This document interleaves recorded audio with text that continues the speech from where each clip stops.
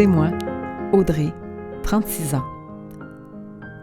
Je souhaite vous raconter une histoire, à la fois triste et lumineuse, celle de l'expérience de la maladie incurable. Mon histoire. Un matin, la maladie est entrée dans ma vie et soudainement, j'ai compris la limite de l'existence. Mon monde s'est alors écroulé.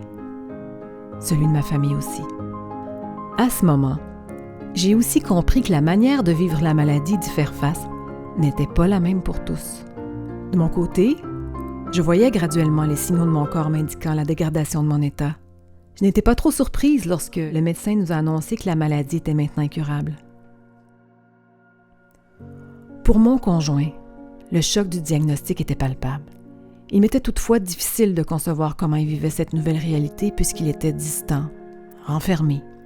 Il évitait la question de la maladie et de la mort. De mon côté, j'avais plutôt besoin d'en parler. Au fil des mois, nous avons créé des moments d'échange et d'écoute. On a cherché à être plus en contact avec l'expérience de l'autre. L'équipe de soins m'a aussi encouragée à exprimer mes souhaits et objectifs de vie de façon à ce qu'ils soient adaptés à ma condition. J'ai alors cherché et appris à prioriser des moments pour moi, tout en cultivant et en multipliant des moments de bonheur partagés avec mes proches. C'était comme une oscillation. Nous vivions vraiment des hauts et des bas. Je voyais bien que mes proches devaient en faire plus pour m'aider, car je devenais moins autonome et moins énergique. Mon conjoint a dû revoir son implication auprès de moi et de notre famille. Il est devenu un support très important pour moi et il s'est engagé avec cœur dans le rôle de proche aidant. Même si nos sentiments et nos réactions face à la maladie et à la mort étaient différents, nous avons réussi à poursuivre le chemin ensemble. Pour mes parents, ça n'a pas été facile non plus. Je voyais bien toute l'impuissance dans leur regard. Quelle injustice que leur fille parte avant eux. Ils devaient maintenant vivre avec cette idée inconcevable. Je voyais aussi que mes parents voulaient être pleinement avec moi, tout en respectant mon autonomie d'adulte à travers l'épreuve de la maladie. Ça a été toute une adaptation pour eux aussi. J'ai l'impression que l'une des façons de faire face à leur sentiment d'impuissance a été de s'impliquer auprès de leur petite fille, ma belle Clara. Je pense notamment au moment où mon père a remarqué que mon conjoint et moi ne savions pas comment aborder la maladie avec notre enfant.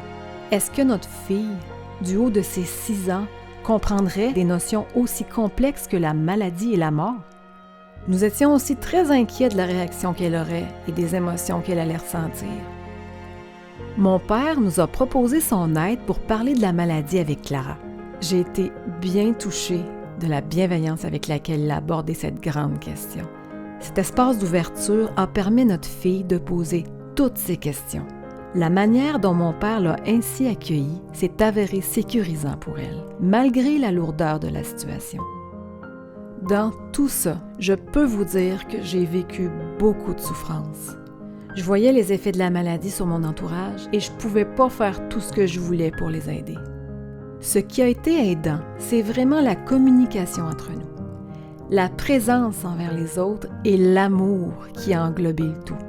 Mon expérience de la maladie m'a aidé à prendre conscience de la nécessité de connecter avec mes valeurs profondes, de revoir mes priorités pour que ma vie ait vraiment du sens pour moi. J'ai également ressenti le besoin de transmettre à mes proches l'importance d'aligner notre vie avec nos valeurs. C'est ainsi qu'ensemble, nous avons reconstruit notre monde. Un monde où la lumière a sa place et peut devenir source d'espoir.